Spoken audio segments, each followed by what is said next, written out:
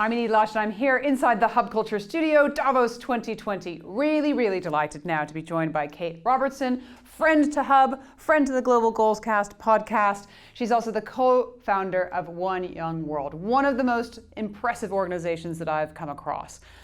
We talk a lot about this decade of action, the golden decade, I'm hearing it called. Young people are absolutely a part of that, which is all about what One Young World is. Yes. Tell me your perspective.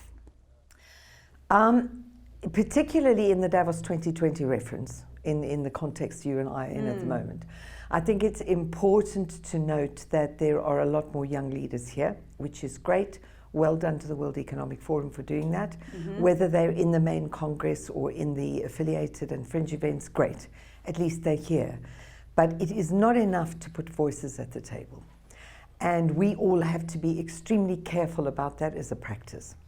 Because what I see less here, but what I see all over the world is a lot of these young leaders being patronized by older leaders, which smacks to me of a kind of tokenism.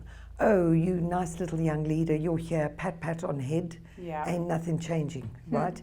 And that's a serious point. And I think that older generations need to be cognizant of the fact and what are they doing. It is not enough to patronize and to have people on the panel. What these young leaders are saying to all of us is scale and speed.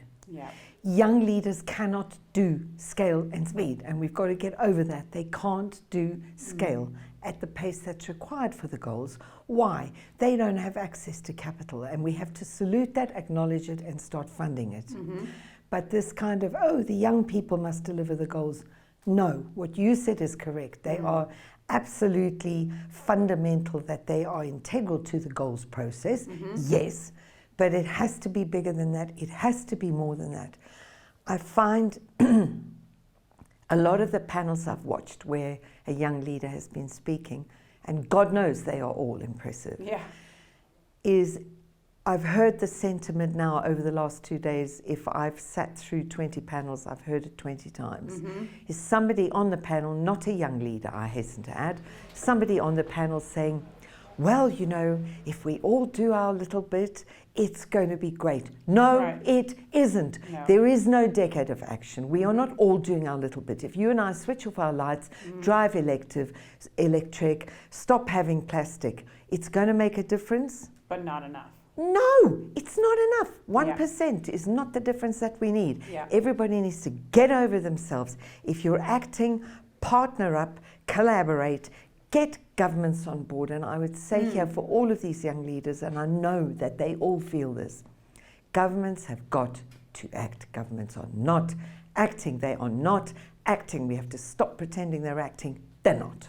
That's what I think I haven't heard enough of this week at Davos. I've heard a lot about getting the corporates on board. I've heard a lot about metrics to achieve the SDGs, all of which is incredible.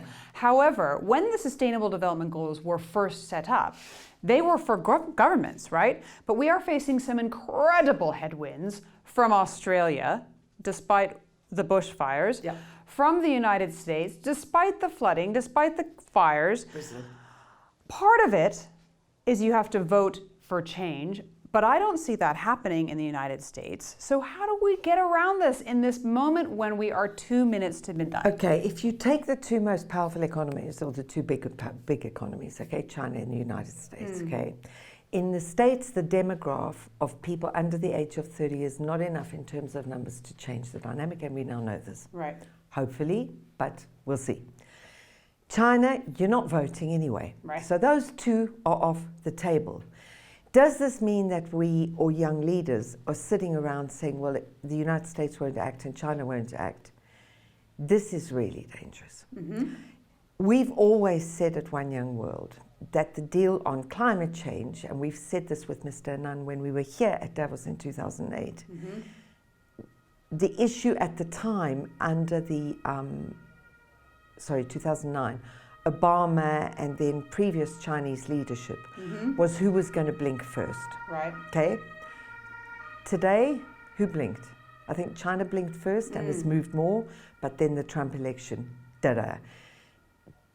this is not working. And I agree with you. I think this week there has not been enough from government. And we all kind of understand why Al Gore has always said all of these things were going to be inconvenient. Greta Thunberg is right. It is uncomfortable. But when you talk to the energy bosses for all whatever's happened in the past, let's move to the decade of action. The energy bosses are all saying, give us carbon pricing. Justin Trudeau, Ardern in New Zealand, the wiser, younger heads of government are saying, give us carbon pricing. There are leaders here calling for carbon pricing. You know what? It's not that hard. The leaders of the most powerful nations are or have been here. They could have sat down and done that. They didn't. As usual, what are we waiting for? And fossil fuels, I don't understand the fossil fuel subsidy argument. That was something that the G8 looked at very closely, and the G20 in 2008, and were almost going to do. They pulled back under the force of the French and the Australians, saying, no, we want to carry on subsidizing fossil. Why? And we are still subsidizing fossil fuel, and it still doesn't make sense. If you said, let's kick off a decade of action, those things alone, okay, so fossil fuel subsidies, carbon pricing, the change will ramp up so fast in the next 36 months. And this is what these young leaders are looking to hear.